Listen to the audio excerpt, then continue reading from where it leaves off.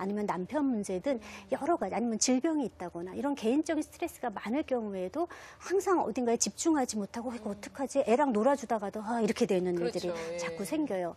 또 우울한 엄마, 우울하면은 에너지가 없어요.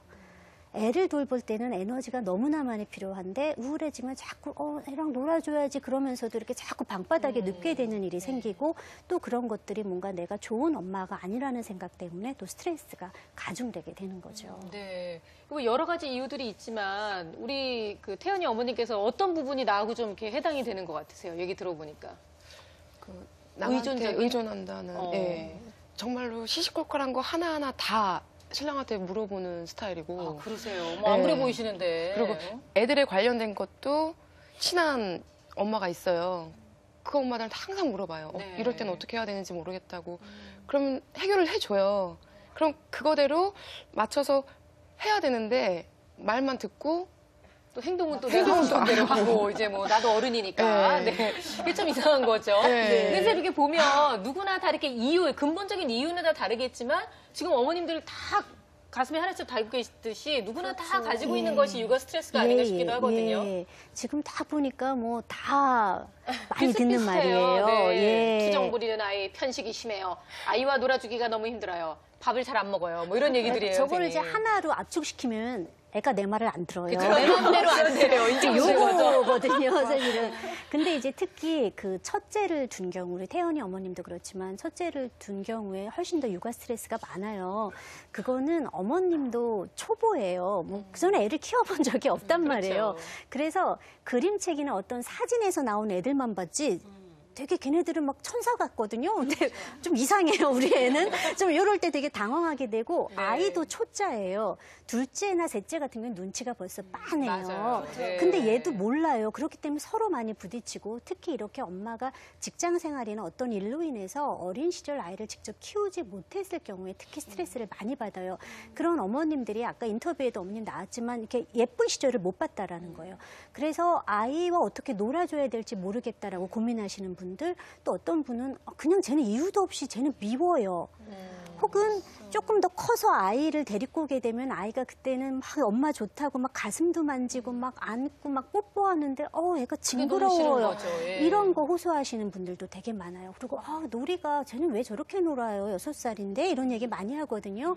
그런데 뭐 놀이를 애들이 뭐 타고날 때부터 이렇게 쫙 배우고 나오는 게 아니라 부모랑의 관계에서 배워야 되는데 부모님도 그런 단계를 거치지 못했기 때문에 본인이 사실은 힘든 거예요.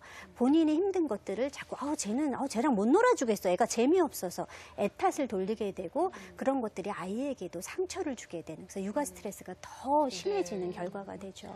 말씀을 듣고 보니까 엄마의 육아 스트레스도 참 심하지만 이렇게 되면 아이에게도 태연이에게도 좀 안 좋을 것 같다는 생각이 들거든요. 선생님. 그렇죠. 아이들이 그래도 이 세상에 어떻게 보면 사람이 아무리 백 없는 사람도 가질 수 있는 유일한 백이 사실은 부모 백인데 뭔가 이 엄마가 나를 좀 힘들어하는 것 같다, 귀찮아하는 것 같다. 그럼 아이들은 내가 알죠. 나쁜 아이, 나는 뭐 사랑받을 가치가 좀 적은 아이 이런 생각을 하게 되면서 자존감이 떨어지는 경우가 있고요.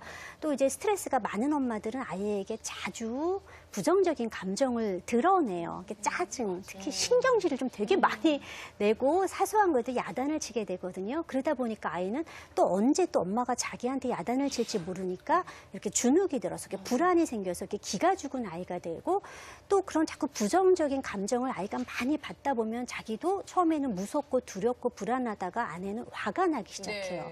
그래서 분노감이 생겨서 뺀질대고 반항하고 말대꾸하는 아이로 이제 자라게 되는 이제 그런 결과가 있고요.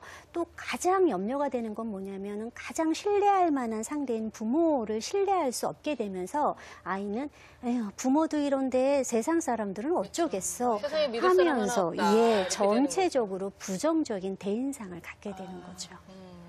그래요. 우리가 정말 뭐 이게 무슨 직장 같으면 에휴 내가 진짜 더럽고 치다해서 안 해야지 하고 그냥 던져버리면 그만이고 사표를 던지면 그만이겠지만 우리 육아라는 것은 정말 일단 아이를 낳은 순간부터는 어떻게든 죽이든 밥이 되든 우리가 끝내야 되는 일생일대의 과제인 거잖아요. 자, 이렇게 생각하면 우리가 이 해법을 꼭 알아야만 할 것 같습니다. 육아 스트레스를 어떻게든 우리가 관리를 할 수 있는지 그 방법을 알아볼 텐데요. 일단 태연이네를 통해서 알아볼 텐데 먼저 정확한 진단부터 함께 알아보도록 하죠. 저는 진짜 안 듣는 것 같거든요, 제 말을. 한번 어디 가자라고 해서 준비시키는 과정도 되게 힘들고 그럴 때 항상 폭발하는 거예요. 그래서 나가기 전에 항상 누군가 하나는 울고 나가는 것 같고. 살림에 지치고 육아가 어렵기만 한 엄마. 아이들과 함께 상담실을 찾았습니다. 둘 다 좀 개겨. 심해요. 그래요. 근데 이런 것들이 개기게 만들어줘서 그래요. 하지마 10번 하잖아. 그리고 10번 하고 나서 확 터지잖아. 말을 듣게 키우는 거야. 그러려면은 3번 안에는 끊어줘야 되는 거예요. 하나, 둘, 셋.